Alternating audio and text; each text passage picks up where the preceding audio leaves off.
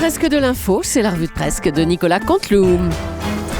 Et ce matin, c'est donc Guillaume Durand qui est avec nous. Guillaume. Oui, bonjour à vous qui nous écoutez, à moi qui m'écoute, ma chère Julie, chère Natacha, Thomas Jean-Marc de Miami, la Reine des Neiges, Lolo Cabrol est là aussi. Écoutez, je suis comme vous, tous encore sous le coup de l'émotion ces derniers jours. J'ai participé au rassemblement de dimanche et j'étais extrêmement ému au cours de cette marche. Oui, comme nous tous, en voyant la France unie, Guillaume. Ah non, pas du tout. Non, en voyant l'état de mes pompes Berluti que j'ai acheté, regardez, que j'ai acheté 2 jours plus tôt, 3400 boules la paire de pompes, défoncées. J'ai les pieds en compote, des ampoules partout, Pauvre franchement, le mal qu'ont fait ces 3 gars à la chaussure italienne, je leur pardonnerai jamais. Allez, en attendant de me racheter les pompes correctes, c'est parti pour les tirs. On vous écoute, Guillaume. Mesure contre le terrorisme, mesure exceptionnelle, donc interdiction de sortir du territoire français pour les candidats au djihad, donc ça c'est très bien. Deuxième mesure forte, interdiction pour les djihadistes de rentrer sur le territoire français. Et attendez bien, là il y a un truc qui colle pas. Mais attendez, si en fait ils veulent revenir, c'est qu'ils sont déjà partis avant, donc on est un peu paumé du coup. Bon alors attendez, pour l'instant, donc ils ont le droit de partir, Natacha, vous m'arrêtez si je me trompe, mais ils partent quand même. Ils sont pas censés rentrer, mais ils reviennent quand même. Bref, ils font du jokari entre chez nous et la Syrie. Oui, mais du coup on est plus rassurés alors. Où est Sarko? La ministre de l'Éducation, Najat Vallaud-Belkacem, va saisir la justice contre Nicolas Sarkozy, qui s'est déjà incrusté, tenez-vous bien, sur 150 photos de classe. Ah oui, ça c'est sur Internet, on le met partout, c'est ça. Décidément, il est inarrêtable. Événement, le numéro attendu, comme le disait Natacha, de Charlie Hebdo sort aujourd'hui, en 3 millions d'exemplaires et en 16 langues. Séduite par ce fort tirage, Valérie Trierweiler envisagerait de prendre des cours de dessin sur Mahomet. Les médias, et vous en faites partie aussi, mes chers amis journalistes, les médias sont crevés. Depuis 7 jours, ils n'ont pas dormi. Résultat, on entend des choses, c'est vrai, un peu bizarres. On a entendu Ayad Boumedienne s'est radicalisée, elle n'a pas peur de mourir, elle veut sûrement se faire exploser en faisant un maximum de victimes. Et toujours les mêmes journalistes qui posent cette question, cette femme est-elle dangereuse? Alors oui, a priori, on peut vous éclairer, parce que moi j'ai dormi un petit peu, oui, un chouïa. Hein. Allez dormir une demi-heure, les chaînes info. Merci Guillaume Durand, à bientôt. La France va donc durcir ses méthodes contre le terrorisme, quitte à appliquer le terrible Patriot Act américain. Nous recevons le Premier ministre, Manuel Valls. Bonjour, monsieur le ministre. Bonjour, Jules Leclerc. Oui, bonjour à toute votre brigade. Oui, je réfléchis à un Patriot Act à la française, car on ne peut pas continuer à risquer des actes terroristes sur notre sol. On ne peut pas risquer la sécurité des Français.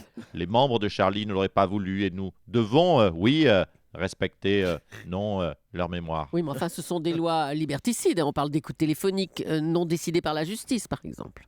Oui, vous l'avez dit, mais je le crois, il faut respecter la mémoire des membres de Charlie Hebdo. Cabu, Charble, Wolinski, Honoré et Tignou, c'était, des anarchistes. Ils aimaient briser les codes. C'est ce que, par ce Patriot Act, nous allons faire. Nous allons leur rendre hommage en mettant les Français sur écoute, par exemple.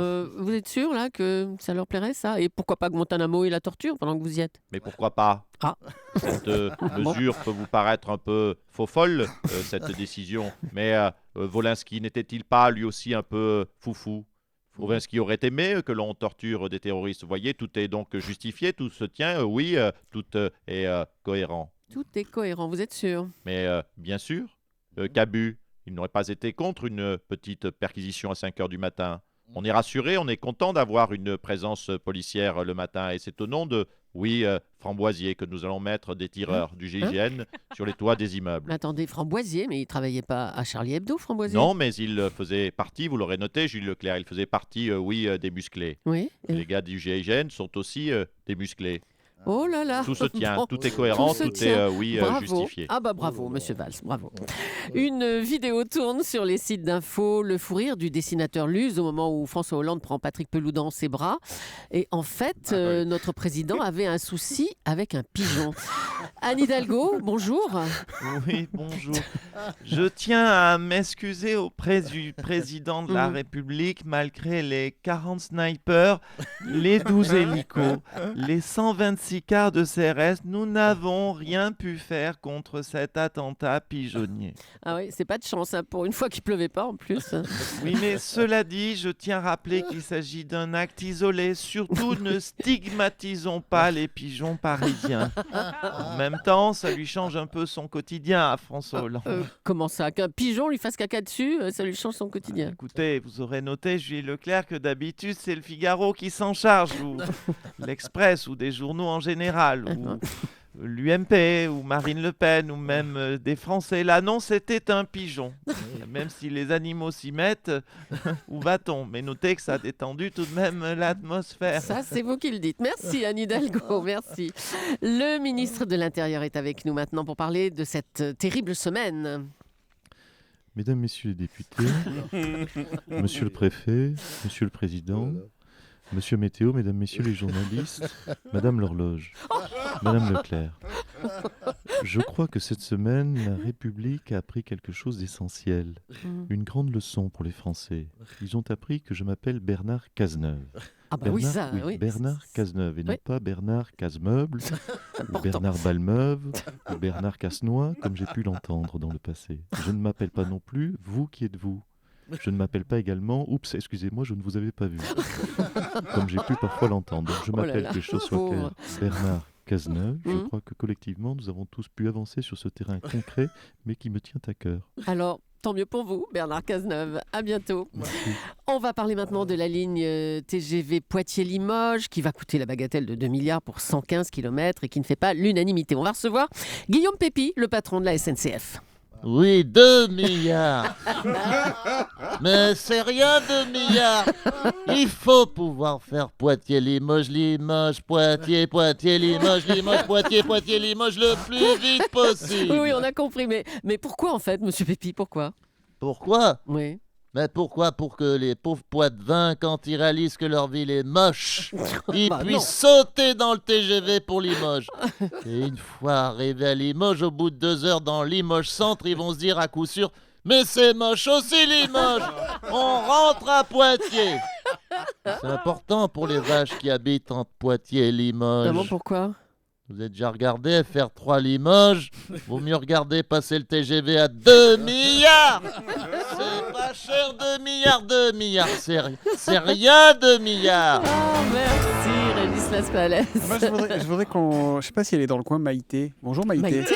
Oui, bah oui, parce que là, quand même, Maïté. vous avez entendu, Il y a une Maïté? éternité, vous m'avez Bah oublié. oui. Bah oui, vous avez entendu à Argenteuil la suppression de l'entrée ou du dessert pour lutter contre l'obésité Ah oui, à l'école. ah oui. Les parents d'élèves sont en colère, tout ça. Oui. Oh, bah, attends, je sors la poussière parce que tu me ressors du placard. Je sens un peu la naphtaline, j'ai la poussière Ouais, partout. mais là, ça méritait quand même. Il est quand même bizarre l'être humain. Hein. Autant 2000 morts au Nigeria, ça nous fait râler 20 secondes dans le salon. Autant la suppression de carottes râpées ou d'une tarte aux pommes à Argenteuil, ça nous fait descendre dans la rue. Hein. Maintenant, j'étais pas au courant qu'il y avait plus d'obèses à Argenteuil. Non, qu'il y avait plus d'obèses à Argenteuil. Première nouvelle.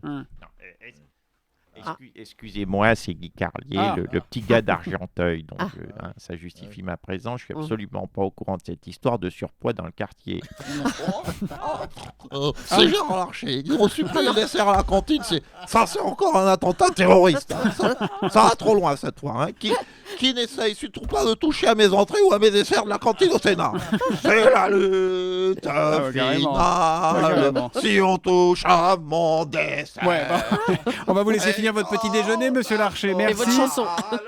Et bravo à Nicolas Cantu qu'on retrouve demain en direct juste avant de voir Macquart. Un petit salut aux 3 auteurs quand même, Bien de sûr, Nicolas. Philippe Cavrivière, Laurent Vassilian et Arnaud Demanche. Bravo à tous les trois. Plus Nicolas, bien sûr. Europe 1.